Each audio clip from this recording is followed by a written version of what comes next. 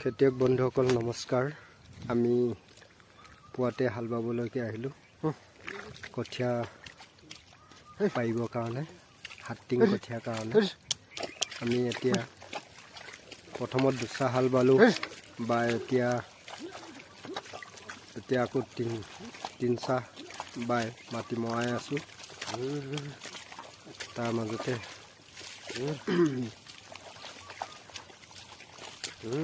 ভিডিঅ'টিকো আপোনালোকৰ ওচৰলৈ প্ৰস্তুত কৰি দিছোঁ। দেখিছে নহয় ইমান বোকাত একদম গৰু ভালকৈ যাব পৰা নাই। নাঙলটো বহুত হালকাকৈ লগাইছোঁ, লগালেও মানে কঠীয়া পাৰিবলগীয়া কাৰণ হ'ল দিনে দিনে বৰষুণৰ বাট চাই বৰষুণ নহা দেখি আমি দ মাটিতে কঠীয়াটো পাৰি দিছোঁ। পাৰিম বুলি আমি মাটি দুডৰা উলিয়ালোঁ হাতটিঙৰ কাৰণে। মাটিটো মানে বোকা দ মাটি, সেইটো কাৰণে পানী দ মাটিত পানীটো জমা হৈ থাকে, বাম মাটিত পানীটো জমা হৈ নাথাকে। বৰষুণ নাই, ৰ'দ আপোনালোকে দেখিছেই নহয়। ৰ'দৰ কাৰণে আমি এতিয়া দহতে কঠীয়াটো পাৰিম বুলি আমি এতিয়া হাল বাই আছোঁ। এতিয়া অকণমান পিছত বাই দিম মাটি মৰাই, তাৰপিছত আমি কঠীয়াটো পাৰি দিম।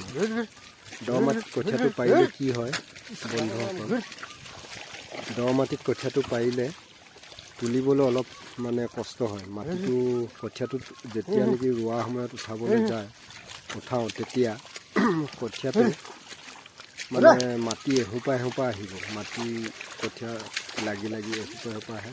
অলপ কোবাবলৈ ভৰিত মাৰিবলৈ অকণমান অসুবিধা হয়।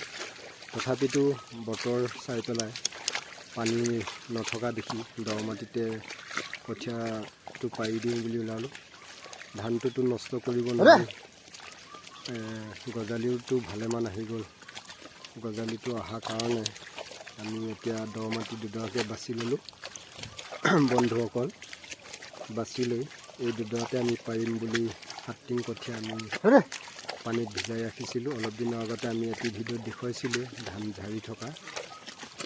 এতিয়া সেই ধানটোকে এতিয়া পাৰিবৰ কাৰণে ৰাতিপুৱা 4টা বজাৰ পৰা আহি বাই আছোঁ। আজি নেপাৰিলে আমাৰ কঠীয়া গজালিবোৰ শুকাই যোৱা এটা সম্ভাৱনা থাকিব। সেইকাৰণে 5 দিনত পূৰা পাৰিবই লাগে। একদম 5 দিন মানে ওপৰত খবৰ দিব নালাগে বুলি ভাবোঁ আমি। গতিকে আপোনালোককো জনালোঁ কেনেকুৱা লাগিছে ভিডিঅ'টো।